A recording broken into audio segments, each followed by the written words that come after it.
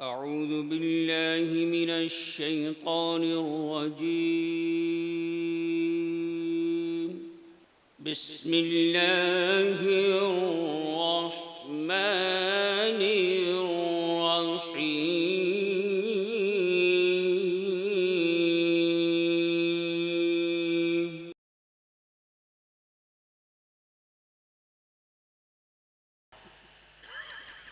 जरूरत इस बात की है कि मकाले भी पढ़े जाएं।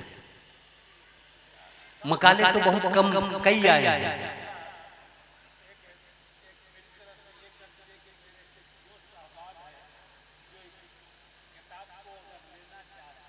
हाँ, ले ले। एक जरूरी ऐलान कि जो भी इस गांव के इस तरफ के दोस्त अहबाब हैं, वो अगर चाहते हैं कि किताब हम भी पढ़ें। हमारे गांव का एक शख्स इतना बड़ा काम किया है, तो वो कल फहीम साहब से मिल लेंगे। हम लोग भले रात में चले जाएंगे, लेकिन आपको यकीन दिलाता हूँ कि फहीम साहब को यहीं हम लोग छोड़ के जाएंगे। जब तक तमाम लोगों को किताब वो तकसीम न कर देंगे, तब तक उन्हें आप लोग जाने मत दीजिएगा।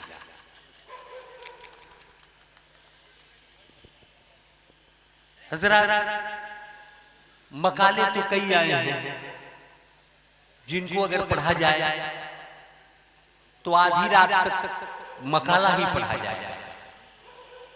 लेकिन मैं चाहता हूं कि उसमें से एक मकाला जो खान रिजवान साहब ने लिखा है, उसे यहाँ के एक मोतबर शायर जनाब रजी अहमद फैजी साहब उस मकाला को पढ़ें।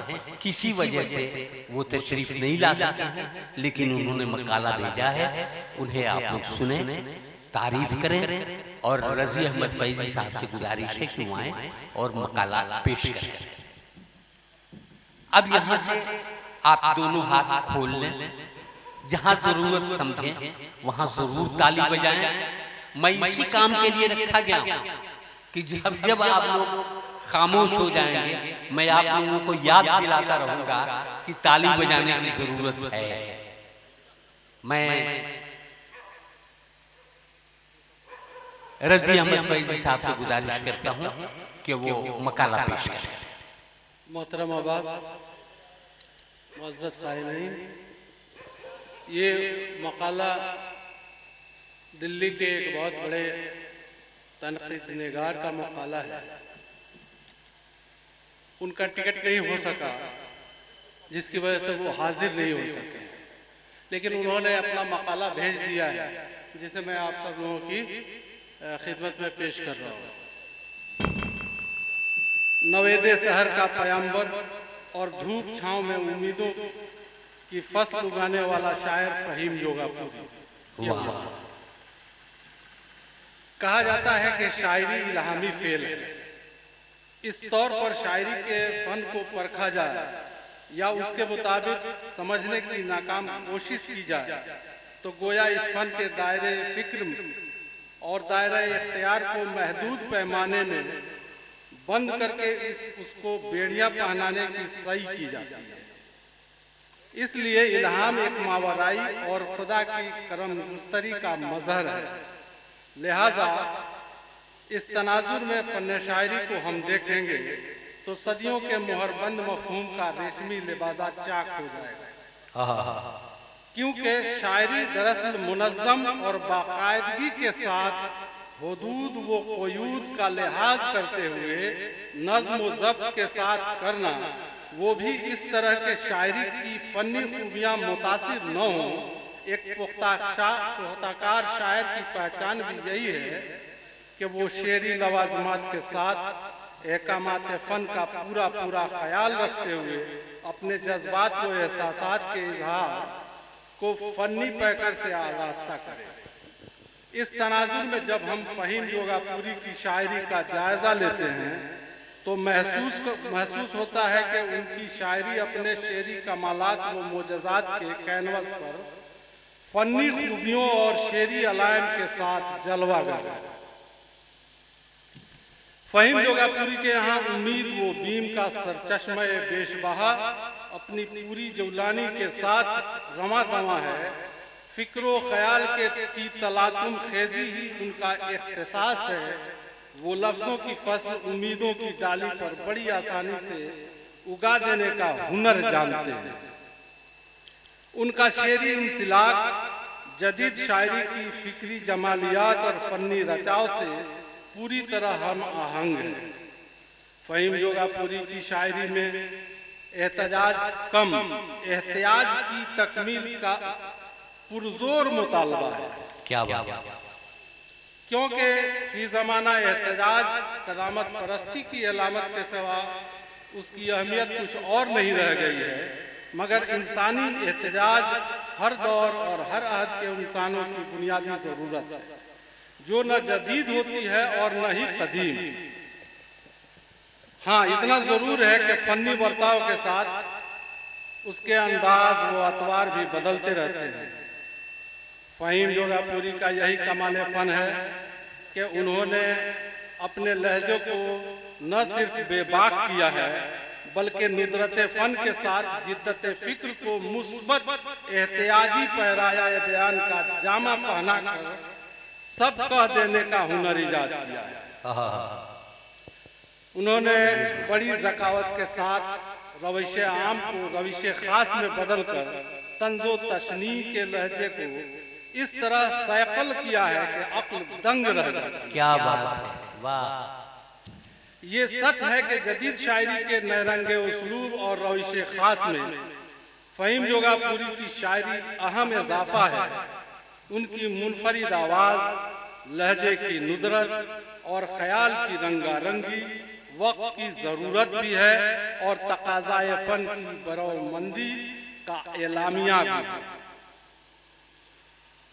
जब हम उनकी शेरी जायचे का ज़र्फ निगाही के साथ मुताला करते हैं तो महसूस होता है कि उनकी शायरी की जड़ में हकीकत बयानी और हकीकत निगाही की खाद डाली गई है, जिसकी वजह से उनका शेरी तनाना सिर्फ बरगोबार लिए हुए है, बल्कि तनावुर और खुश रंगीनियों से मुज़य्यन है। चंद अशार मुलाहजा फरमाए।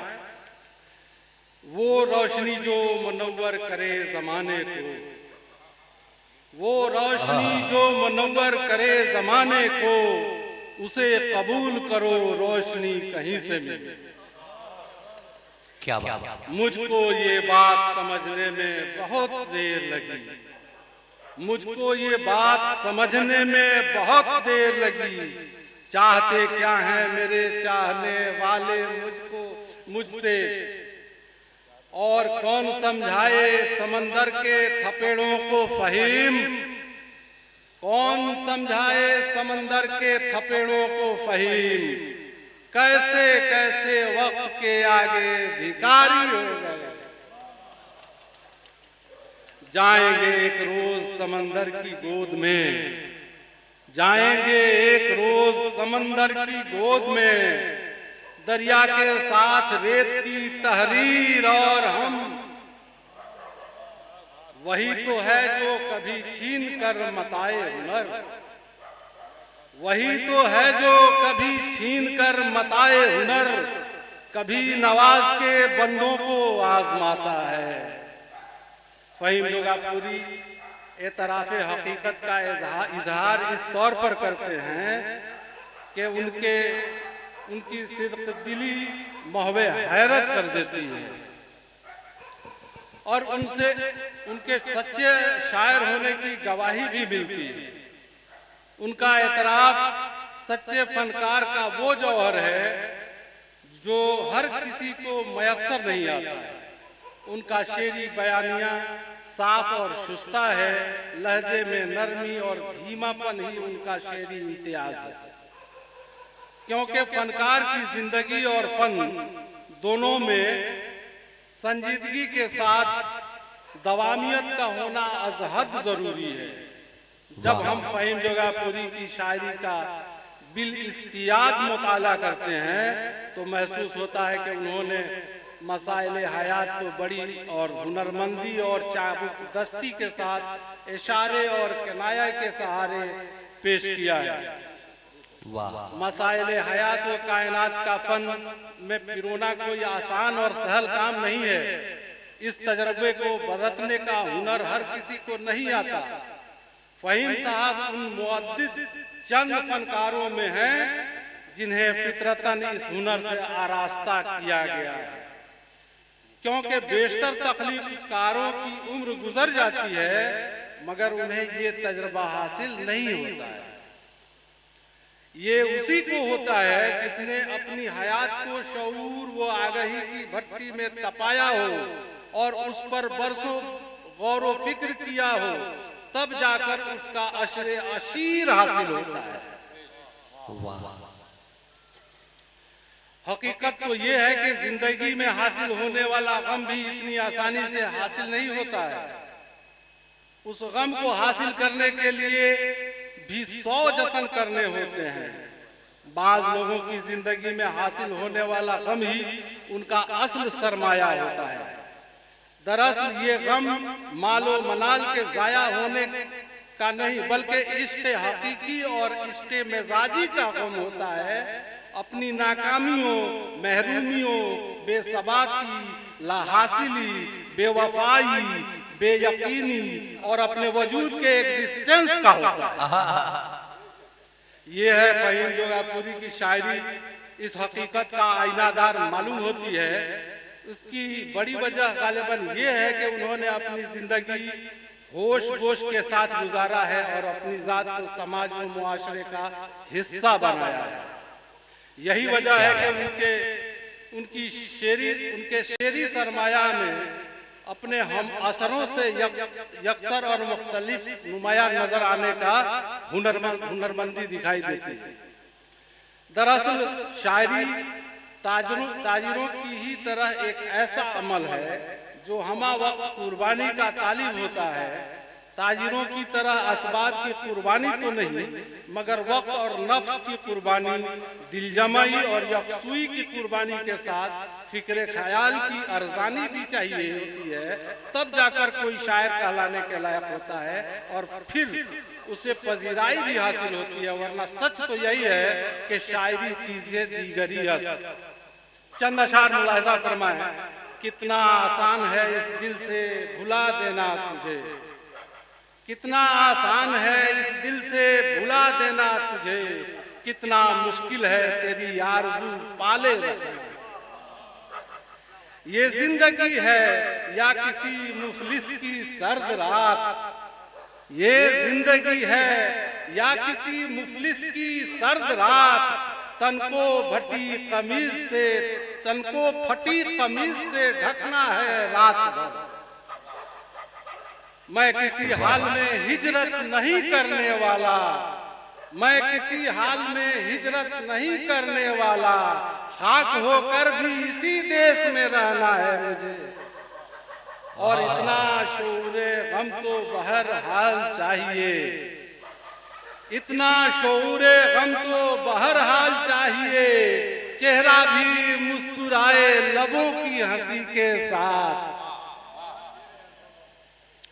अभी तो ख्वाब सलामत हैं, नींद बाकी है।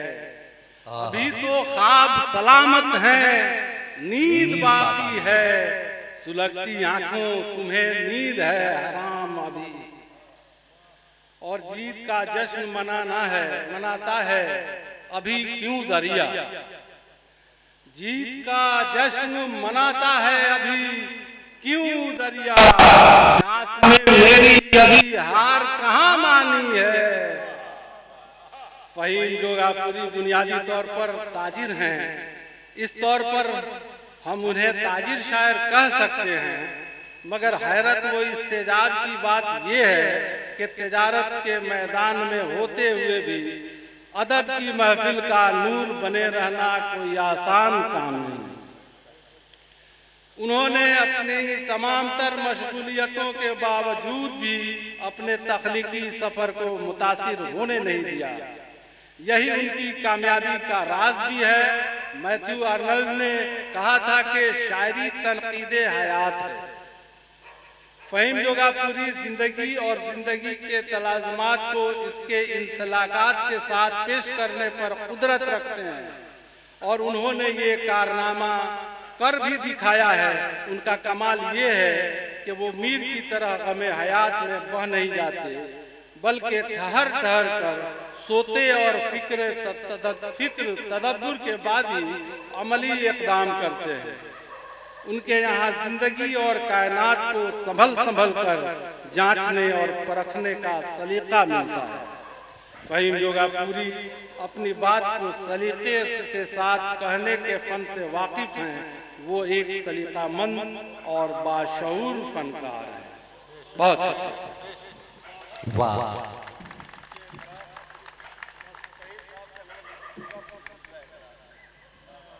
वाह, खूबसूरत मकाला। एक तो सबसे पहले मैं आप लोगों का शुक्रिया अदा करूं कि इस बेरस मजमून को आपने बहुत ही दिलचस्पी के साथ सुना, जो सिर्फ इल्मी गुफ्तगू थी। बहरकैफ मैं अभी खड़ा इसलिए हुआ हूँ, नज़्म मुशायरा से कब्ल के हमारे बढ़िया के बहुत ही मशहूर व मारूफ मौलिम जनाब अशरफ साहब तशरीफ़ लाए।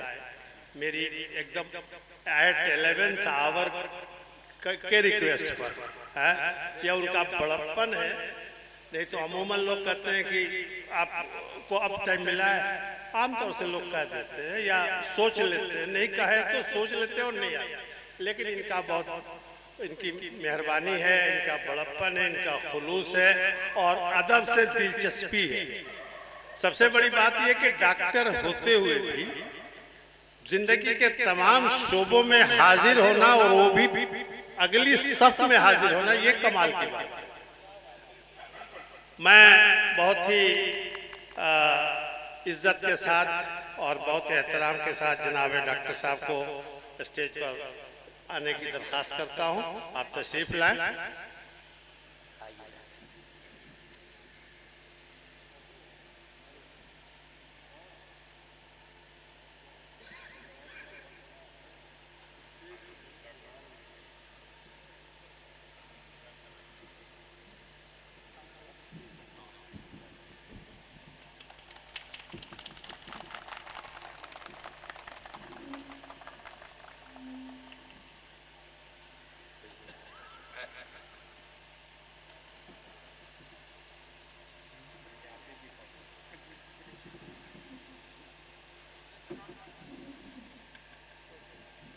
इसी के साथ आखिरी बात मेरी ये कि हमारे आनंद मिश्रा जी बाबा जी के नाम से बहुत मशहूर है और भले ही ये शायरी ना करते हों, लेकिन कई मुशायरे इन्होंने करवाया, बड़े कामयाब करवाए हैं और मुशायरों में बहुत ही दिलचस्पी रखते हैं। और इनसे भी मैंने रिक्वेस्ट किया था और ये भी तशरीफ ले आए। मैं बहुत शुक्रगुजार हूँ आनंद जी, आप तशरीफ लाए, आपका बहुत बहुत इस्तकबाल है, डॉक्टर साहब का बहुत इस्तकबाल है। और इसी के साथ हजरात ये तमाम रस्मी कार्रवाइयाँ खत और यहाँ से मुशायरे का मुकम्मल आगाज जनाब तंगनाटपुरी। मैं नीचे